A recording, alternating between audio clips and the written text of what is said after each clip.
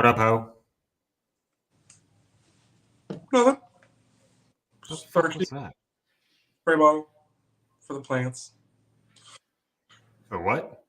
Some spray bottle for with the waters. We're out of clean cups, you know.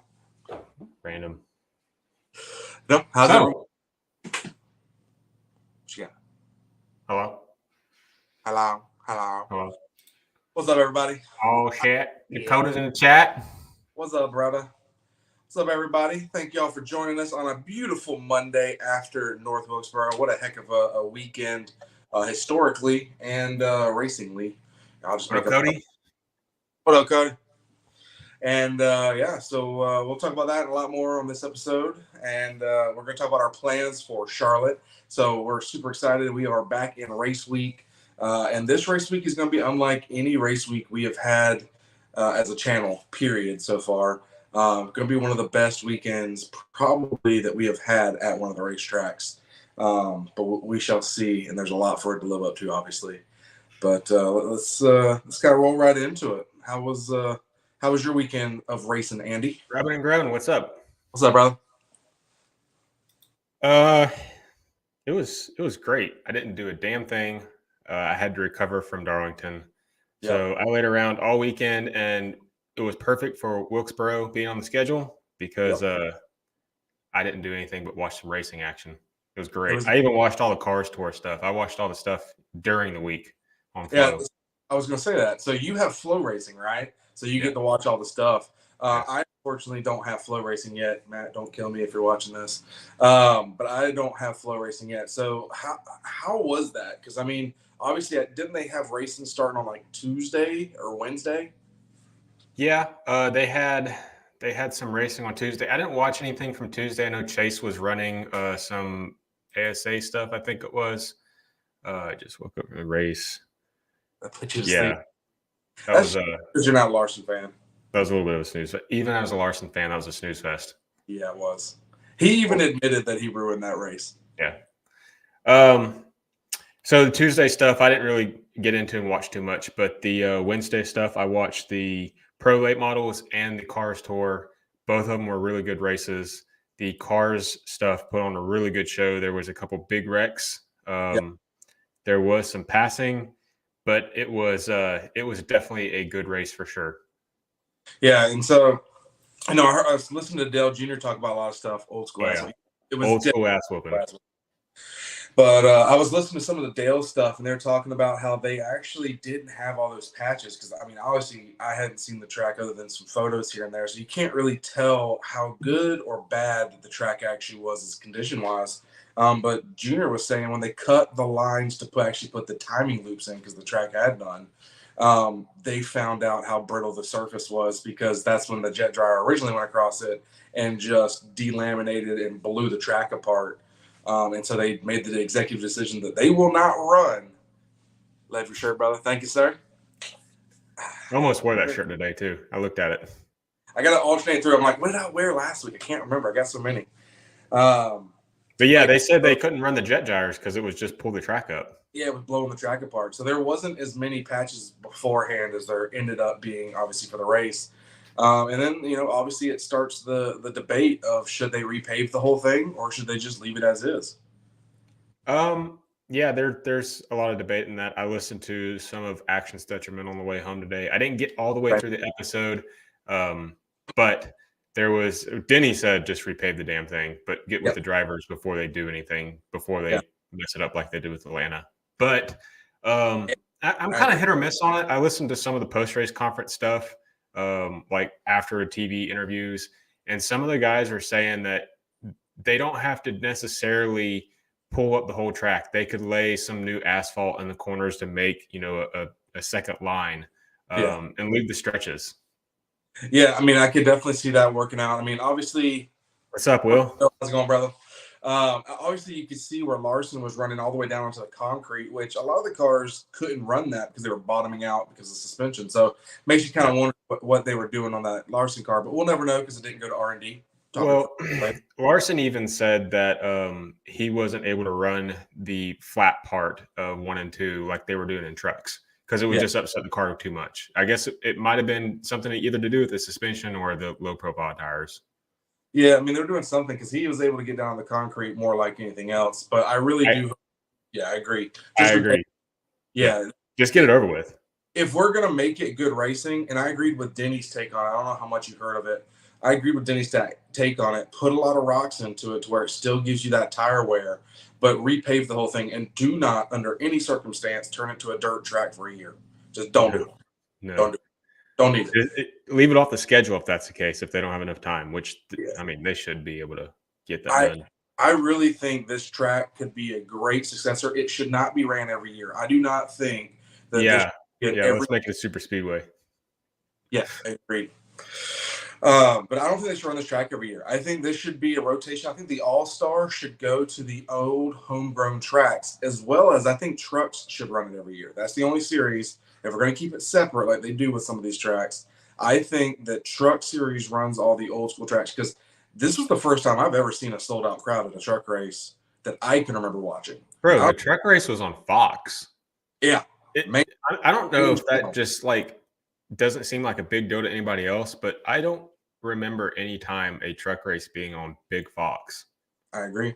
And I think that if they keep that rolling, I mean, obviously you got Rockingham that they've been talking about, Greenville Pickens, which we'll have some stuff on a little bit later, not in this episode, but go check out our socials. Some things going on with Greenville Pickens, hopefully. But yeah, you got Rockingham, Chicagoland, even I mean, I don't want to say Road America because it's still really fresh in a road course. I'm not really into that one. But I think the way I feel about it is that North Wilkesboro should become a points race, especially if they repave it. Yeah. Make it a points race, and then rotate the All-Star race every single year. Kind of like what they've been doing the last couple of years. I know they ran Texas 2 years in a row. They ran Bristol. Yeah, absolutely. They ran Bristol that 1 year in 2020. But I feel like they could rotate the All-Star race every single year, make it something to where it comes down to the driver versus just the team. Yeah. But aside from that, all the tracks, rotate across all the tracks. Yeah, I think so. I think you could even run it at super speedways. Okay. See, I'm kind of torn between two scenarios. What's up, Brandon? What's up, brother? I'm really torn between two things. I think it should be either A, a fan vote, or B, legacy tracks, or at least make the Clash legacy tracks. I think that's not a bad idea to put it as a fan vote. Exact fan vote would be awesome. You'd have to vote it ahead of time, but each year. So after the All-Star race each year, you start a bracket, kind of like the driver bracket challenge. This would be a track bracket. And each week after All-Star, you would eliminate tracks down. So everyone would vote on them. That way, by the end of the year, we know where the All-Star is for the following year. That way, you can go ahead and book your plans. You can go ahead and book hotels. You can go ahead and do everything right then and there. And it's all set up, ready to go. Wouldn't put the All-Star race on the road courses, but that's me. I agree with that. Yeah, that's the reason I don't agree all tracks. It was kind of like the Clash a couple years ago when they ran the Clash at the road course at Daytona. That was you had less of a field to begin with, so they got really spread out, and the action it wasn't there. Yeah. Plus the Daytona road course, I don't think it fits our cars. Yeah, I mean, I don't think it goes for that. So that's why I think fan vote, and that way you can change it. Only thing you get into is you get all the Chase Elliott fans, and they're going to vote for the same thing over and over again. Well, so I do like the idea of a fan vote for an All-Star race. I think it should rotate. Like I said, I think North Wilkesboro should be repaved immediately and just put into a points race. But then I think, if I remember correctly, that this coming year is the year that they can kind of loosen up the schedule and add some tracks. Like some of the TV deals or the negotiation rights with tracks are kind of running out. Yeah. So I'd love to see Chicagoland come back. If the Chicago street course race does really well as far as viewership and everything, I think it's going to be a shit show, racing product. But if it does very well, ratings wise and everything, I think it just goes to show that there's still a market in Chicago, and bring Chicagoland back. I would love to see the next gen car at Chicagoland. I 100% agree with you. And that's especially now that it's really worn out. Yeah, I mean, that's why I think legacy tracks, and I consider Chicagoland a legacy track. Not all the Chase fans. Oh, Chase fans, yeah. But yeah, I mean, like I really think Chicagoland would be great. That's why like I love to do legacy tracks. I hear you saying repave it and start making it a points race every year. I really don't want to make it an every year thing because I think it's going to lose its luster if we make it every year. Plus, it's it's going to be easy to sell it out, obviously, because of how small the capacity is. And I really think NASCAR should stop pushing towards the 100,000 capacity, the 120, 150,000 capacities. Let's stop putting billboards over empty seats and just fill the seats up with as many seats as we need. Not all this So crap. I completely agree with that. When tracks were adding all these seats, Texas is a perfect example. Mhm. Texas took that date from North Wilkesboro during the expansion of NASCAR. Yep. And they added, I forget what the capacity of Texas Motor Speedway was, but it was ginormous. Mhm. They had seating, front stretch, turns, back stretch. I think the biggest thing now is that like there was a supply and demand issue. So the demand was really high and there wasn't a lot of seating. So these tracks were being built, these cookie cutter tracks were being built. They added all these seating. We boomed, and then NASCAR kind of fell into a recession, if you would say. Yeah. And now we have a problem filling these tracks up, and it looks terrible on TV. Yep. North Wilkesboro, it was what 30,000 people that were there, and it was sold out. So reduce the supply, and the demand's going to go up for people to show up at races. Well, not only that, it's a better end product when you look at it. If I see a full pack stand, I want to Bring go. back Iowa. I think Iowa would be a great track I would too. be a great one. That's a good point. But if you see a full pack stands, it makes you go, okay, there's something about there. I want to go there. If I see half empty stands, I'm going to go like, okay, something's not good here. I don't really want to go there. So it's psychological too. We got to make it to where people want to go. And that's why NASCAR needs to work on a few things in streaming, which obviously there's big topics of what's going on with the deal, TV deal, obviously, where there's an opening. They're talking to, Apple, they're talking to Amazon about possibly streaming a portion or some races or maybe even an entire series. Streaming needs to be something, and we need Wi-Fi at tracks for people to be able to stream and show as well. Yeah. It's going to take away people out of the stands. It's only going to bring more people in because today's age, they watch the videos, they watch the live streams, they see TikTok lives. I mean, our TikTok lives at racetracks go crazy for this exact reason. Yeah. Atlanta. I remember when Yeah. Atlanta they had grandstands on the backstretch. All these tracks started taking that out. And I mean, we were at Bristol earlier this year, and same thing. They had banners for sponsors like on the front rows to make it look like there wasn't seating there. So Darlington's the same way. Backstretch seating is just covered in sponsorship ads. Yep. I heard somebody talking at Darlington a couple weeks ago too that there's like a 5-year plan that backstretch area is going to be renovated. I think they're going to be taking the seating out over there, which is a plus. But I'm just making this up. I think what they should do is because as far as like for campers, Jumbotron. obviously we had a decent view, but make that a hill for campers. Like make that premium campsites up there. I think they need premium campsites, but they need to put a Jumbotron in right there. There needs to be a giant board because whenever we were sitting there, we couldn't really see 1 and 2 front stretch. So if we have that Jumbotron to be able to reference back to, that's awesome. And same people over on 1 and 2, I'm pretty sure we're the same way, which the only thing I don't understand about Darlington, the part that doesn't make sense to me, the family of the actual race drivers are over in turn 1, like right against the track. They have the TVs, the streaming and stuff. They need to put regular campers over there, and the drivers' campers need to be more towards the middle, fenced off into the garage, probably. That way, people that are camping and watching, we can actually see everything because there was nobody out because these are $300,000+ campers, and they're not watching it from there. They're either on top of the pit box or inside chilling in the AC watching on TV. Put the campers that need to be out there out there. I didn't understand that at Darlington. Yeah. Brandon said Rockingham, Wilkesboro, Brickyard all need to come back. I agree. Brickyard. Yes. I would like to see these next gen cars race the oval instead of the road course because we're going to see another shit show again this year. Yep. I'd love to see Greenville Pickens. I mean, obviously it's one of my home I think tracks. that's the reason why it dipped off because I think so too. I think that's a real good reason why we've seen a lack of attendance, just because NASCAR has been changing the rules and the formats and everything for the last 2 decades, it seems like, and it's alienated definitely the core fan base. Yeah, they don't ask the drivers for their input. They don't ask the actual teams, other than the owners. They ask the owners, but not the regular teams, the regular Joes on there, their input. They don't ask the fans. I mean, they do the little fan votes, little things where they can. What's up, Andrew? But they do the little stuff where you can like reach in and talk and all that stuff, but they don't listen to it. I mean, the new next gen car has not been a success yet. It still needs polishing. We can touch on it a little bit. Denny talked about in Actions Detrimental that there has been some, I guess, good news from the Goodyear camp about what could possibly be done to kind of fix the racing product for the Cup cars. It sounds like it's more tire than anything. Like he feels like just change some of this tire stuff up, and we could have, it's not really aero dependent as much as we think it is.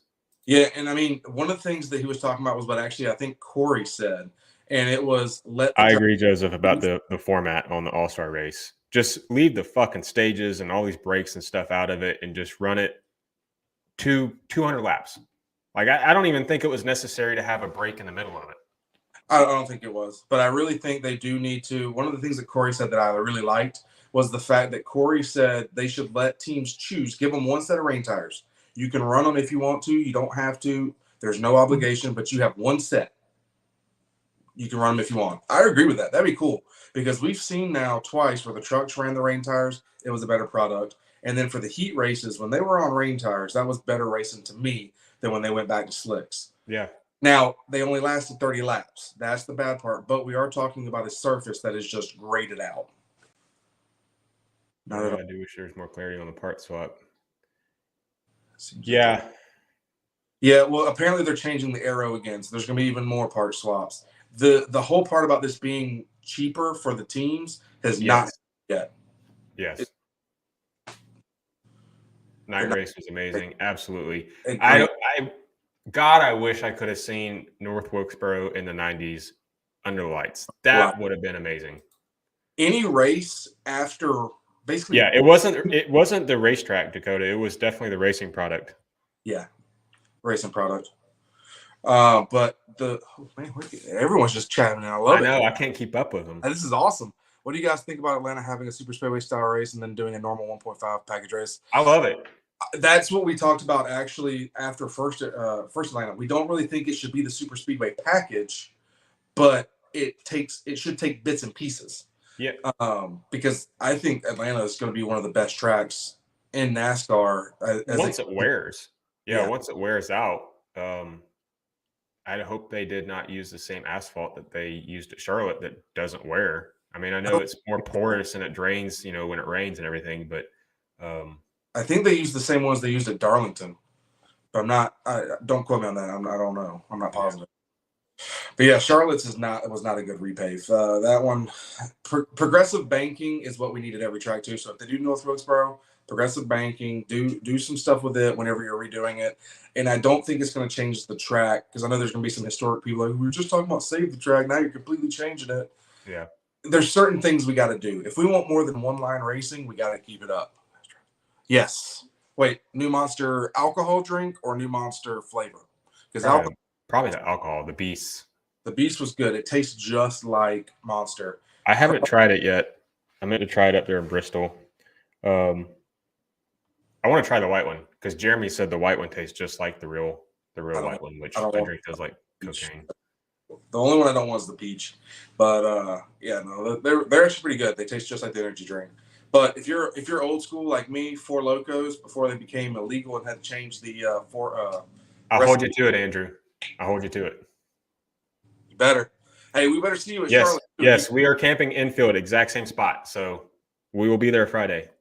Yeah, so come and see us. If you're there, come on in. Get on top of the bus. You got a spot up there. I believe we got Dakota coming in as well. It's going to be awesome. Been talking to Robin about that. Yeah. Yeah. Yeah, I think. Yeah. I can't keep up with comments. What one?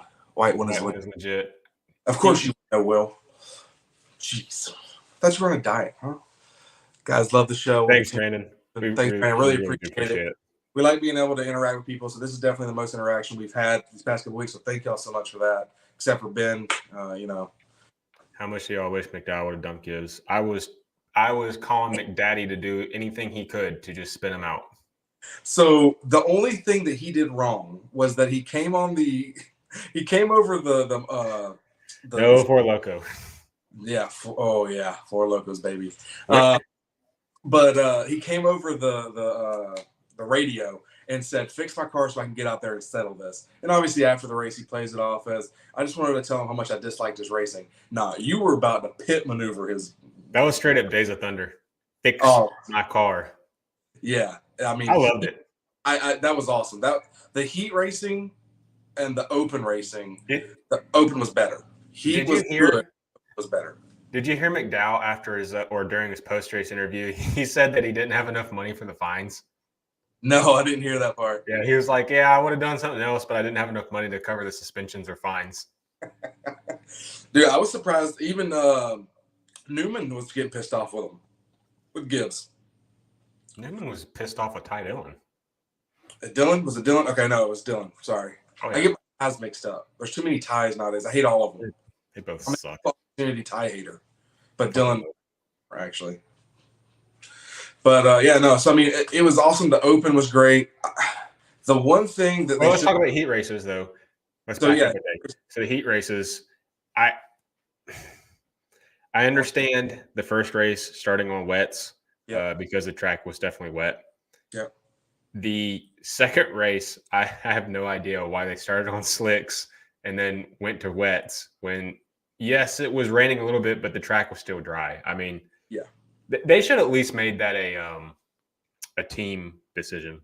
I agree. And that's kind of what Corey was talking about, where it was like, no shotgun of Four Locos. You got to shotgun a Four Loco. If you don't do that at least once in your life, the pre-changed recipe, you ain't live. You're probably going to end up in a hospital, but it'll be okay. I promise.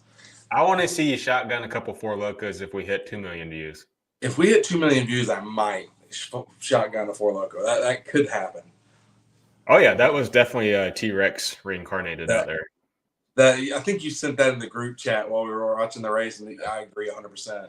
But, yeah, so going back to the heats themselves, they should have stayed on rain tires or in both of them, given the teams the option to run either. Give them the sets like normal and say, hey, you can run them, but you only get X number of sets. Same number of sets either way, or maybe 2 sets rain, 4 sets dry. I don't even think they had a set of tires during the heat races. I think you just ran what you had. And that was the one thing I liked about the cars race too, that they kind of had to conserve tires the same way. It was a 200-lap event, had to conserve tires.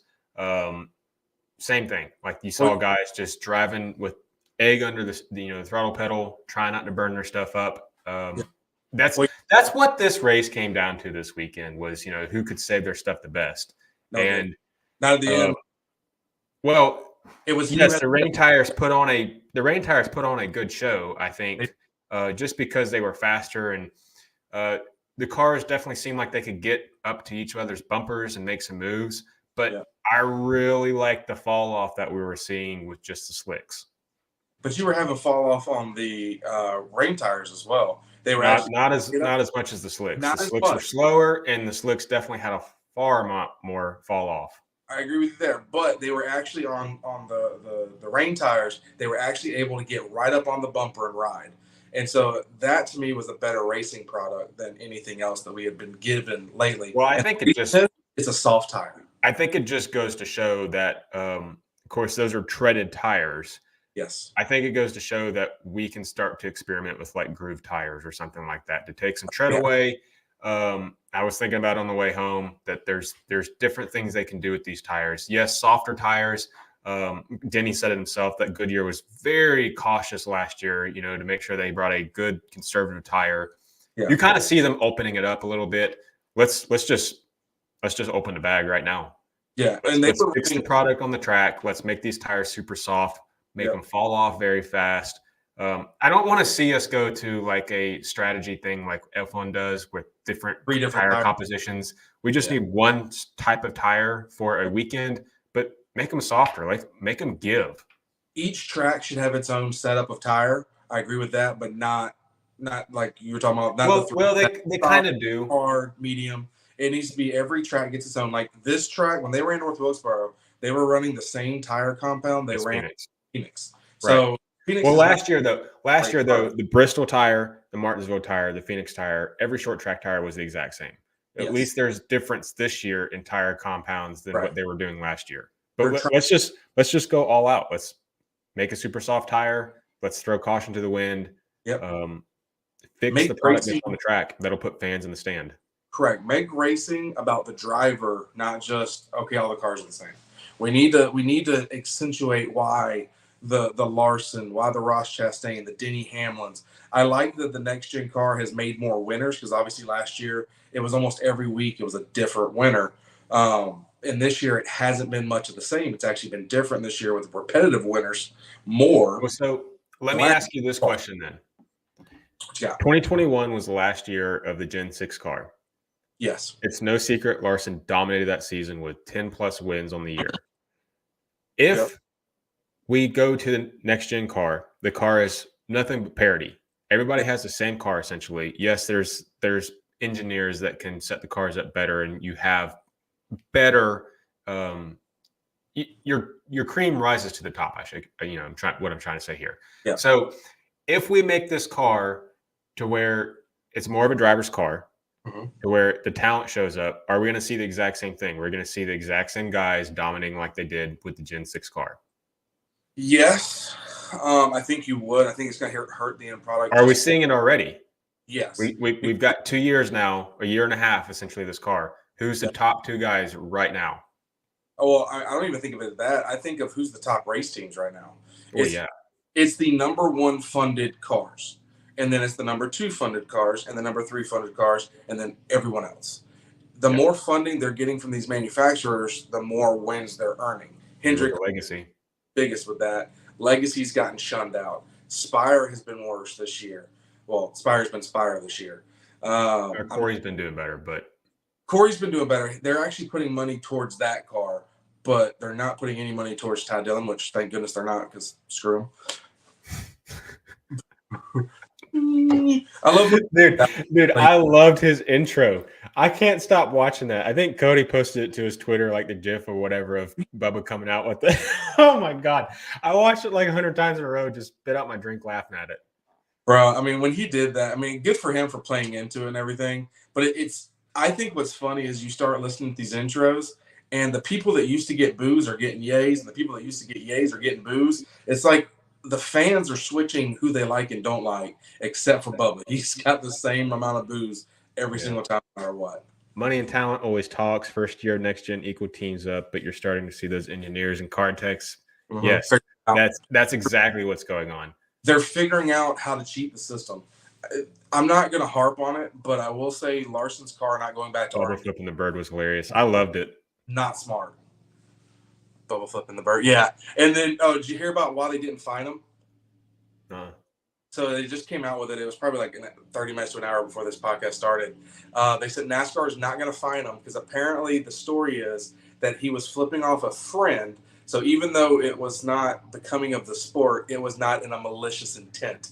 That is what they phrased it as. Getting no fine, no penalty. I honestly don't give a shit. I wish NASCAR would kind of back off on that kind of stuff. I agree. I think let them push that storyline. I mean, yeah, I don't have a problem with it, to be honest. Larson and all the rest of them. Byron is a legit driver. Byron is going to be in the championship for. This is his year. I feel like he's going to have to go through the 5 car though. Everyone's going to have to go through the 5 car this year. 5 car has been strongest, and that's kind of. I want to talk about that real quick with Larson. So obviously you're a Larson. I feel like Bush has got more fans since going to RCR. Yes. We'll touch on that in just a minute. Yeah, we'll touch on that in a second. But Kyle Larson, if you had to compare him to a previous great, and I'm including Jimmy Johnson in this, who is he more like? Because I've heard them talk about Larson being the next Dale Earnhardt, Petty, all these different things. There's one person in particular I think he's most like, out of all of them. I want to see who you think he's most like as far as the pastime greats, including Jimmy. I feel I have two drivers as the answer on it. Okay. It's not just one. It's a combination of Jeff Gordon and Tony Stewart. Okay. So my answer with it is two drivers, but it's Tony Stewart and Jimmy Johnson. I don't know. He has the wins or the ability to win in anything like Jimmy was. Jimmy could win in any car. You change it, you change the way the playoff system works, he still wins. Kyle can do that too. But on the track, he races like Tony. Yeah, I don't know. I don't want to get into a whole segment on Kyle. You gotta make a whole segment. I just like it's funny. Well, yes, I know what you're trying to say. There's been a lot of talk as far as like who he kind of, I don't know. Is he the greatest of all time? No. Is he a generational talent? Absolutely. Yes. I feel like so. I was not a Jimmy Johnson fan when he first started rattling off 3-4 championships in a row. But as he progressed through his career, I became a fan of his and learned to respect what he was doing on the track because you're never going to see that again. No. Larson is not going to win 7 championships. Nobody's going to win 7 championships again. I'm just going to set the record. There's too much competition to do that, especially with how tight these cars are. But let me finish. But I will say he won't win 7 championships, but what he does and what the statistics he does on the track, respect it because there's not a lot of drivers that are going to be able to do it and replicate what he's doing. He's just in 2021, he beat Jeff Gordon's record for most laps led in a single season. So he's going to have more wins than Kyle Busch. He's going to end up with more wins than Kyle Busch. He's going to end up with at least 4 championships total, I think. Yeah, I can see that. That's the at least part to me. As far as what else he can do, that's still to be said. But he has a lot of racing yet to go. I mean, he's only 30. Really young when you look at 30. Yeah. So he has plenty of years to go, and I think he's just going to keep getting better and better. But so he's only 30, but he's the oldest driver at Hendrick. Yes. But Hendrick also William Byron's just now starting to break out, and he's 4 or 5 years younger than Kyle is. So who knows what the 24 can rattle off. I think 24, I mean, they have a very good generational talent. And we've talked about William Byron, obviously, before, where he starts hot and then smolders and then gets worse and worse. But he is getting better and better right now, and he's staying consistent. And I really think this year, if he doesn't make it to the championship floor, it'll be a travesty. I think it needs to be Larson. Yeah. And then, I don't really want to say – I think Ross makes it back in for part of that top 4. And I don't know who the 4th person would be at this time. Ross has pissed off a lot of people. I don't know if he's going to make it top 4 this year. But he's always competitive. I mean, obviously he's only won twice. And one of those is a defuncto win like everyone talks about. But he's always up in the mix. He either wrecks them or goes. He's Ricky Bobby. Yeah. I feel like Kyle has more of that Jeff Gordon. I mean, Kyle grew up as a Jeff Gordon fan, and he grew up as a Tony Stewart fan. So he idoled those two, and he kind of made himself race like them. So yeah, and I mean, the only reason I compare him to Jimmy Johnson is because Jimmy could win in anything, and that's what Larson can do. He can go to a dirt track, he can be in a sprint car, he can be in a modified, he can be in literally any car, a truck, Xfinity car. He can win in it no matter what he's in, and Jimmy can do the same thing. As far as the actual on-track race style, it's Tony, in my opinion. I say round of 8 for Ross, but not 4. I agree, Brandon. I don't think Ross is going to make it to the championship 4. Even if he starts his apology tour and doesn't rub any more fenders for the rest of the season, he's not making it to 4. There's no way he's going to run the apology tour. He's going to try. I hope he doesn't run the apology tour and he just continues to go out there and piss people off because it's that's the product we need. I said the same thing last week. Okay, he hasn't won in over a year, but dude, we're talking about him every single week. Mm-hmm. He's very, very good. No matter if he wins or not, he's very good for the sport. That's what we need. Yeah, Larson's definitely doing the Indy 500 and the 600 next year and the year after. He's got 2 years signed up in that McLaren. What's funny about that is I don't know if you caught the Kyle Busch interview, but Kyle Busch thinks that Larson took his spot in the 500 for those 2 years. So he kind of thinks Larson took that from him. Which, I mean, if he did, okay, I think that's. Well, I mean, Mr. H is given some funding there to run that. Money, money, money. Yeah. I would love to see Kyle Busch run it. I'd love to see both of them run it. That would. I agree. Yeah. Denny said he doesn't want anything to do with it, so that's fine. Yep. 2-year deal. Yeah. I didn't know it was a 2-year deal until like the week after they kind of announced it. I was like, wait, that's 2 years he's running that. I want to say I looked it up whenever he did the seat fitting because I was wondering how long it was going to run for, and that's when I found out. So yeah, I mean, I don't think they really said it very well, but it is IndyCar. And 500 this weekend too. I mean, I could care less about IndyCar racing, but this is their big. I mean, this is their Daytona 500. You got the Indy. You know, this is their big race. So I might tune in. I mean, you could argue that Indy 500 is bigger than the Daytona 500. Yeah, I mean, I might tune in for a second on my phone as I'm walking through the garage at the customer. Yeah, we're not going to have a lot of time to watch it like we did last year. Nope, not a lot of time this year. But all right, so we talked about the heats. The Open was great. Who ended up winning the Open? So I know Noah got the fan vote. I didn't catch the end of the Open. So Josh Berry won, and Ty Gibbs finished second. Okay. Ty was probably going to win the Open if it wasn't for McDowell. Gotcha. Give him a little payback there. But Josh Berry won the Open. Now, Josh pulled over for Ty in the middle of that run or so and let him by. And that's a heads-up veteran short track move right there. Save those tires. And you could see that Ty was trying to get back to him after McDaddy did his thing. But he just, again, the clean air. I don't think there was once you got out front. I don't think there was anything that you could really do. No, not really at all. I mean, if you could run up to them and then bump them to get them to run high, but it's hard. It's hard to do that when everyone's pretty much level playing field. All the tires are worn out, and the surface is that surface. That's the other reason why I think they need to pave it. Yeah. And then now we go from that and we go to the big thing. And obviously, being later in the day, it was awesome to watch all the stuff around it. And then you get to the race itself. And the first start of it, okay, we're good. I like it. And then it just kind of, once Larson came in front, to me, it was over. So the first, obviously there was a caution at lap 15, somewhere in that range. That first 15 lap run or so, you could kind of see guys were just taking easy on their stuff, just trying to feel it out, make sure that, they weren't overstepping anything. Caution comes out, 3-4 cars pit. What's ironic is Larson pitted, had a speeding penalty, had to go to the very back. So he started dead last on the field. He worked his way all the way up to obviously take the lead. But the guys that had stayed out, which was more than 3/4 of the field, the guys that had stayed out were on their original tires. And there was a little bit of a battle there between Denny and Suarez.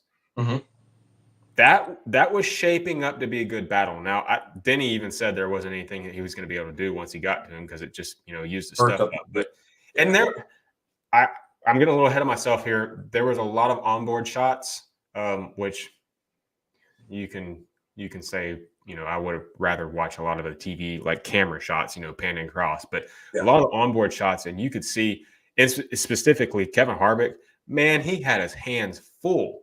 So this track, the asphalt and everything, I loved it. I loved what we saw. I loved, the handful of these cars that was being challenged to these guys. But it was just a single groove track, and you weren't going to be able to pass anybody unless you got them out of the way. And it seemed like you weren't even able to get up on somebody's bumper with this. Especially on slicks. They couldn't do it on slicks at all because it unsettles the car like they've talked about. But yeah, I mean, I agree with you. You could hear it. Once it got to like 30, 45 laps, you could hear the tires spinning, and you could hear just the no traction. They'd be going down the actual straightaway and just spinning tires almost the entire way by the end of it. I mean, it was crazy. Now, what I didn't understand or know at the time was that the first stage, they had as many stickers as they wanted. Second stage, they only had one set of stickers they could put on.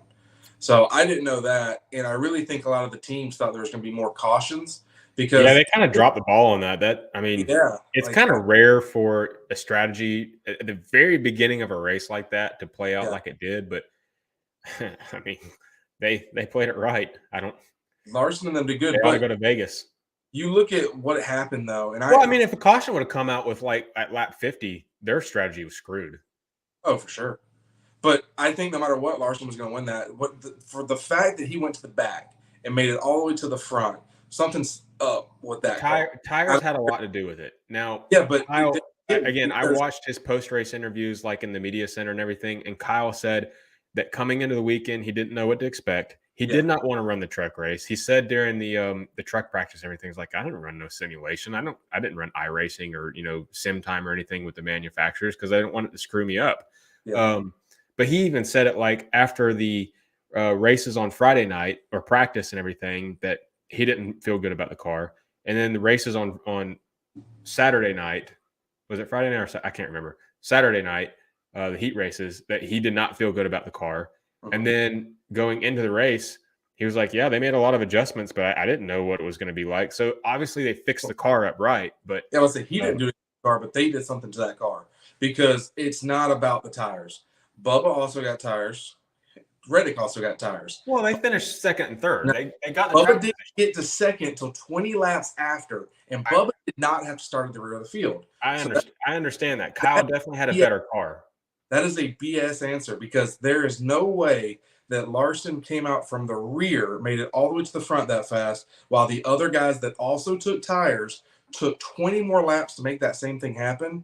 And, oh, by the way, it was progressively making it happen. Larson was taking every straightaway, or not really every straightaway, but every turn was able to dive in deeper than anyone else, even still, again, Bubba or Reddick. So the question then is, was it the car, was it the tires, or was it the driver? It's the driver and the car.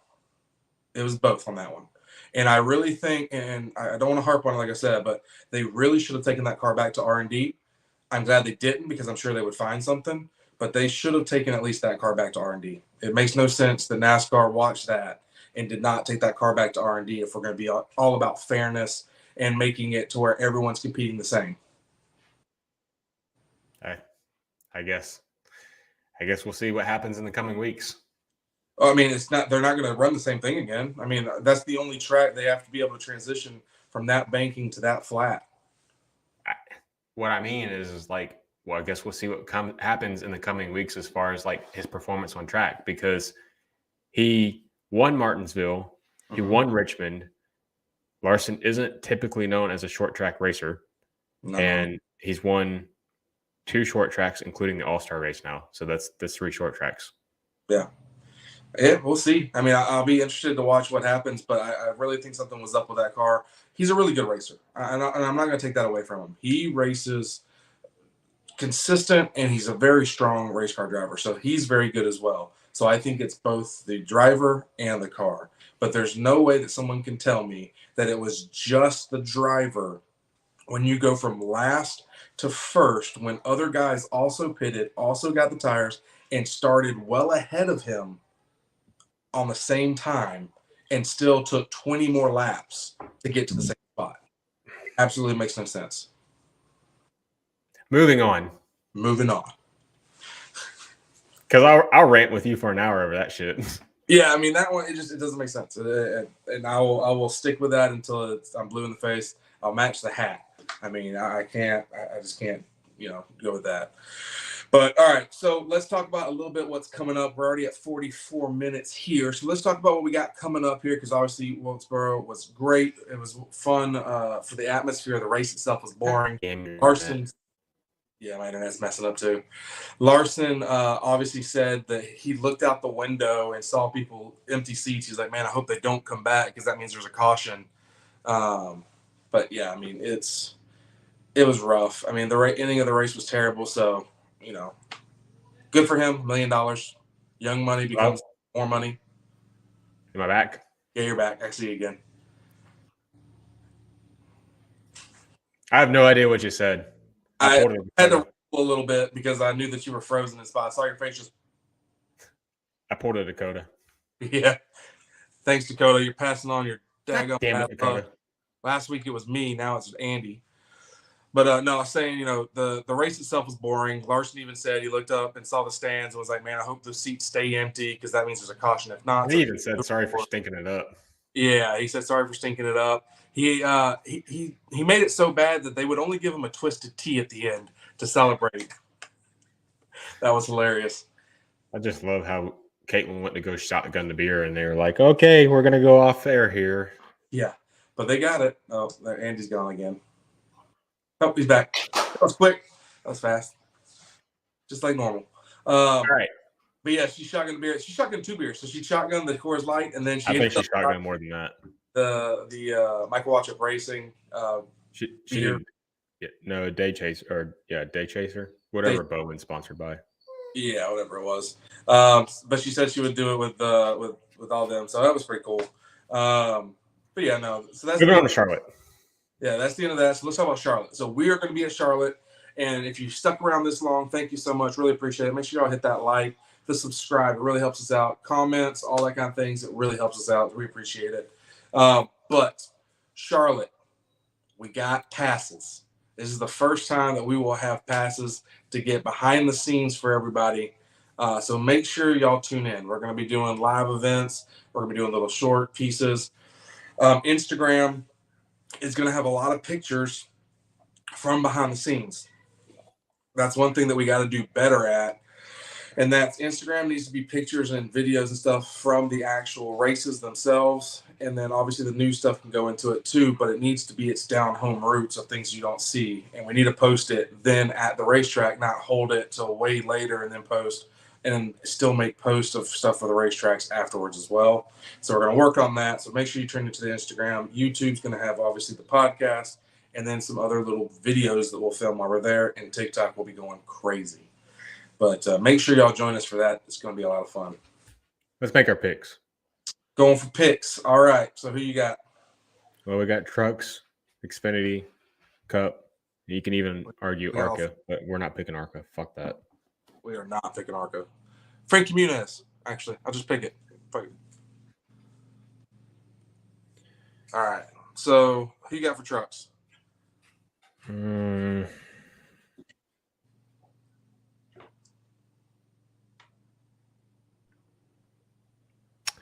gonna go Eckes. I guess it's a good pick.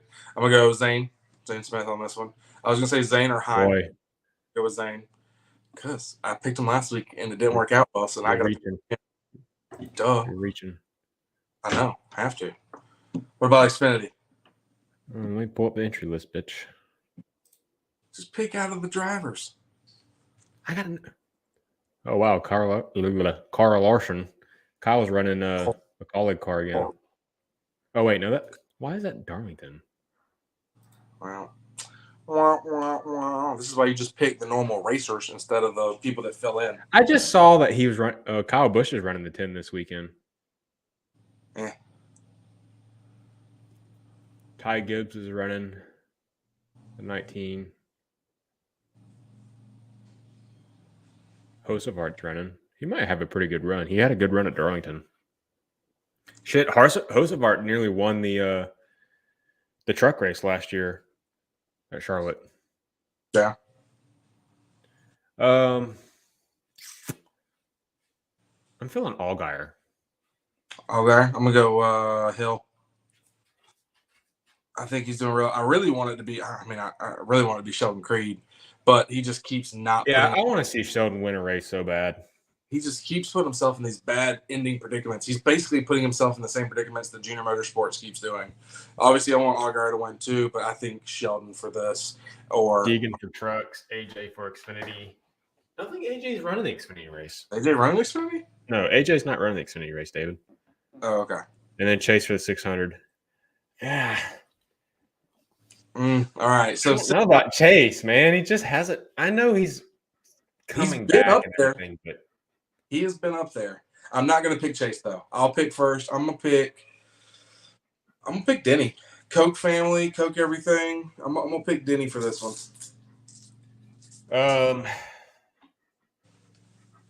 I mean, I could pick Kyle Larson, but I don't want to. I don't want to continue to pick him every single week. That's like an easy pick, like you picking Zane Smith every single weekend.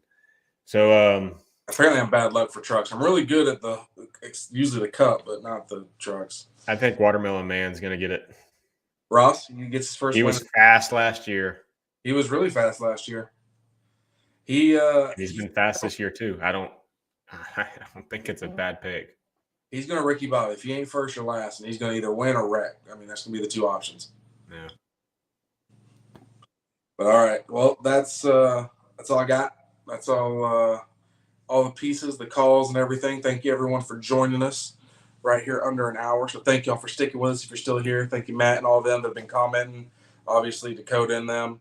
But that's all Everybody that was in here today. That's a record for us for the amount of people that watched. Yeah. And commented. Thank you so much. Really appreciate it. Yeah, we really appreciate the support. That's make awesome. sure we're gonna make up for it this weekend. We're gonna put a lot of content out for you guys. Like David said, we're gonna post a lot of shit to Instagram. Make sure you're following us on TikTok because David's gonna make sure TikTok is gonna be lit, which happen. David's a TikTok master. So yeah, comment, subscribe, all that shit. Support our sponsor down there with Kanga Coolers. Make sure you go. Don't want to head up to the track. You get the entire 12-pack. Just put it right there in there and slide her on. I mean, it's perfect. And you access through the handle. You can get through security with it. Even the backpack cooler they have, you can get through security with. So it's perfect. Use Fascar 10, you save 10%. So it's cheaper than all those other backpack coolers they have out there, other than the Walmart cheapies. But that's all we got. And till next time. See you. Bye-bye.